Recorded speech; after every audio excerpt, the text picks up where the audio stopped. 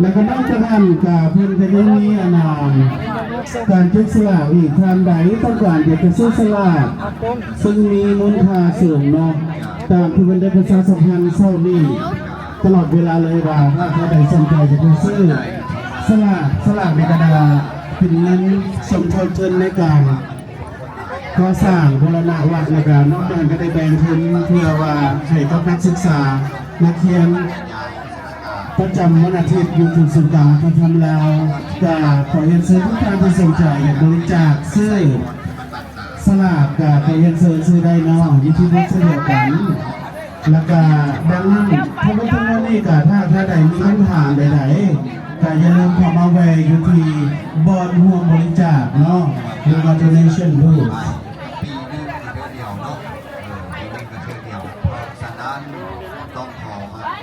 Thank you, Mr. Kapoor. Hello, everyone, and welcome everyone to the last day of the Lao New Year celebration. And today we have the traditional, as you are doing it now, some of you already finished,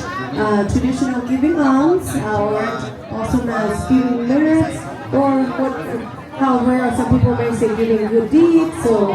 thank you for being with us today. So later on, after the traditional giving alms, we will have lunch together, so make sure you join us to enjoy delicious food. There's a variety of food that's available to you on behalf of the temple and the members. So please join them for the lunch. A little bit here, a little bit there. We want to make sure you taste all. And also don't forget, there's a raffle tickets. If you didn't get your raffle tickets yet, please, if you're interested, please visit LCCCF booth. They have raffle tickets available. ชาวอเมริกัน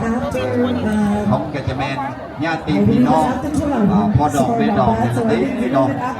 ลูกเคยหลานเคยหลานไพ่ลูกไพ่ทั้งที่ให้น้องเป็นสาวต่างประเทศหลายในมา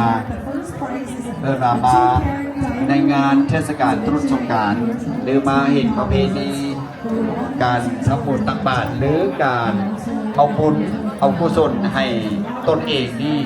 นี่แหละเขาอาศัยที่เขาประเพณีเป็นทีคิดเดียวทางด้านจิตใจเราท้าให้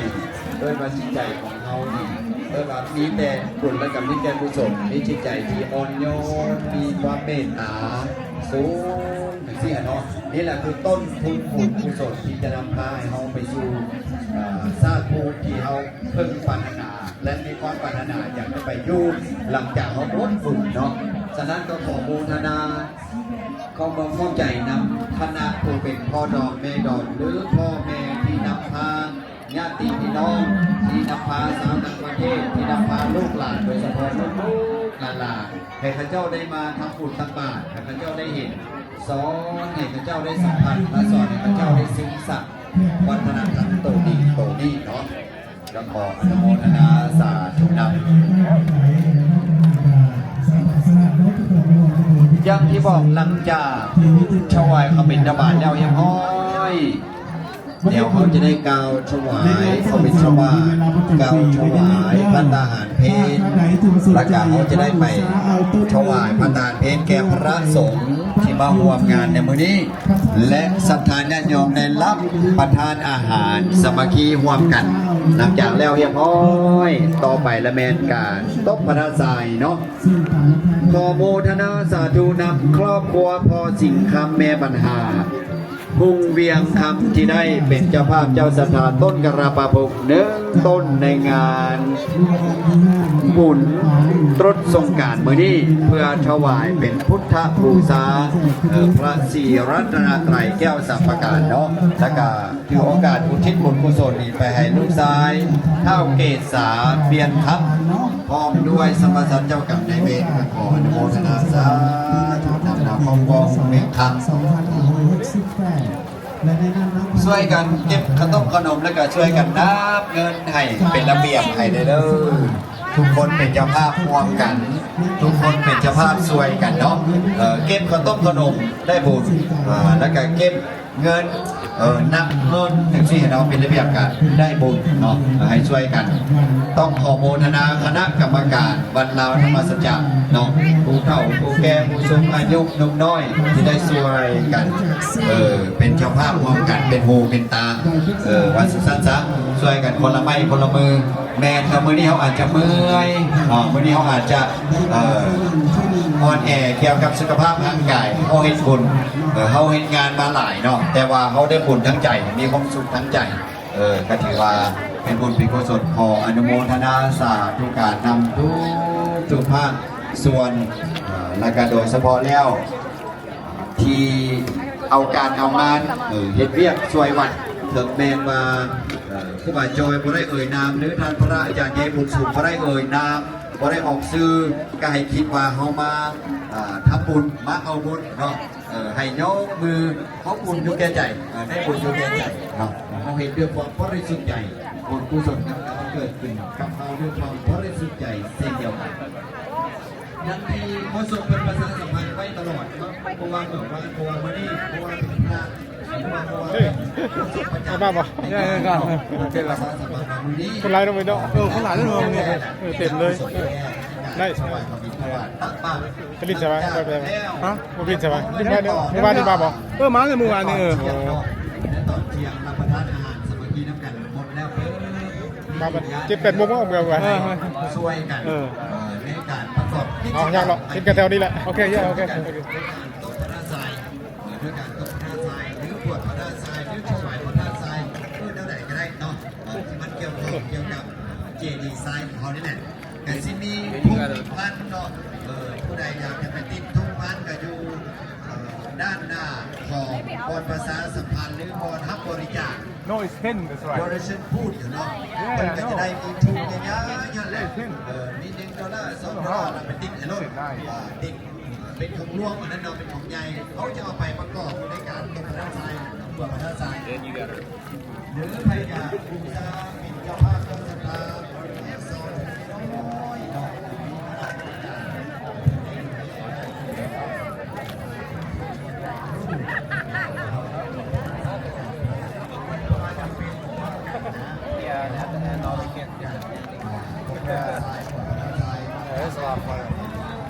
การที่มีโอกาสในนักเรียนคนแรกโสดผู้สมปฏิบัติได้ไม่ได้สมนะได้พอสามารถได้พอไม่ได้หรอก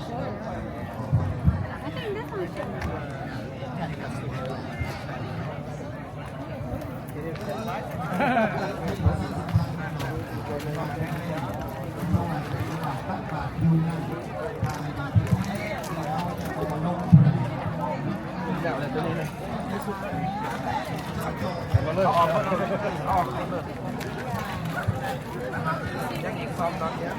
ซ้อมกัน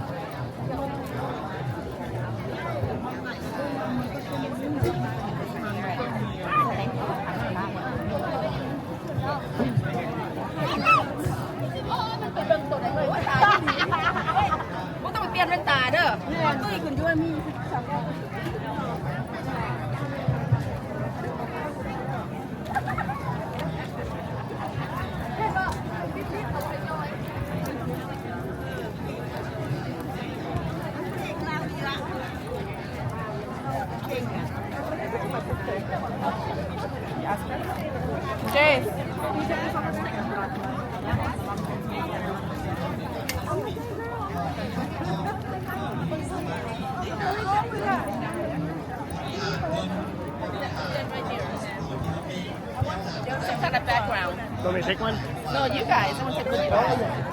ต้องใส่มันเป็นและที่สำคัญต้องมีการมีงานเย็บมองไว้เนาะพอนี้ก็มันจะเป็นพัฒนามันจะได้ต้องความพัฒนาของเราที่เราอยากมีบ้านซึ่งก็มันเป็นสิ่งที่เราอยาก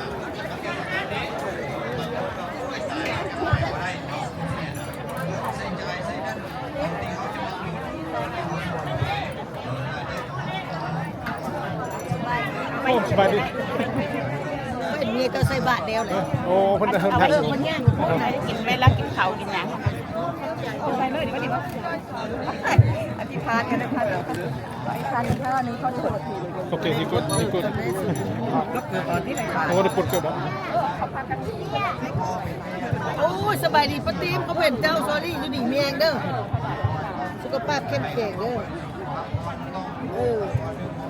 ก็ไพ่เด่นเดียวเลยโอ้พี่นั่งติ่มได้โอเคบ่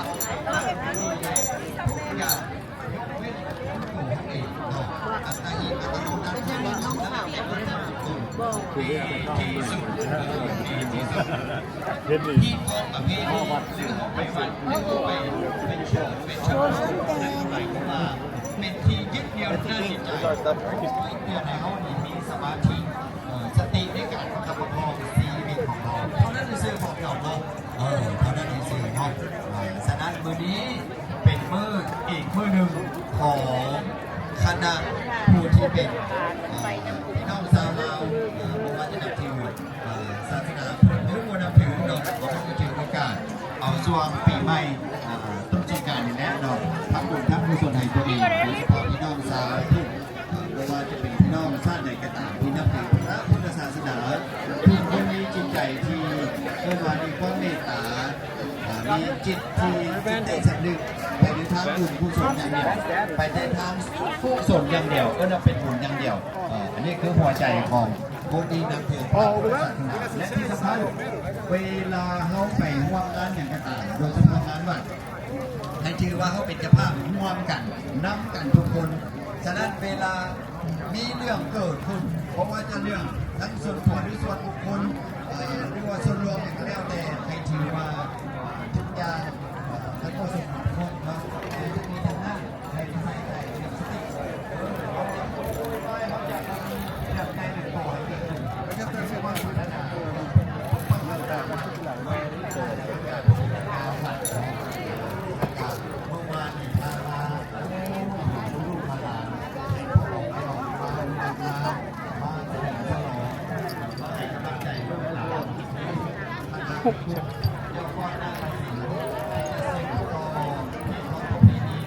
หนจะยืดไซส์ล่ะ พูดดิเขาพูดต้นนั่น เจมส์บ่ ต้น มาควรบ่ถ่ายควรนี่คือสมัยบ่ เราเห็นเราอย่างว่าอยู่ ถ้ามีบ่เอาเห็นขอบใจ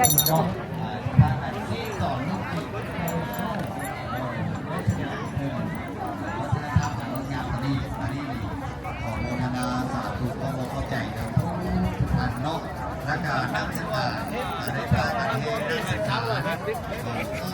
มาธิพี่น้องโอ้คือ